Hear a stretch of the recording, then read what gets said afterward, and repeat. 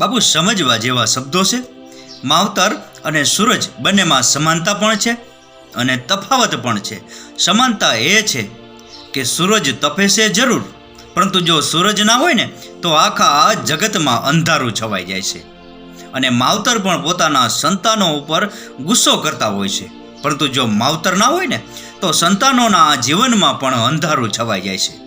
અને તફાવત એ છે કે સૂરજ જો સાંજે આથમી જાય ને તો ફરી પાછો સવારે ઉગે છે જરૂર, પરંતુ જો એક વખત માવતર જતા રહીએ ને એટલે ફરી પાછા ક્યારેય આવતા નથી.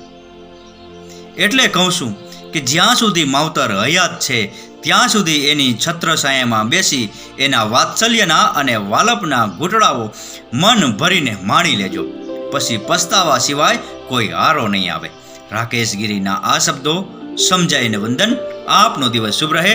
મહાદેવ હર.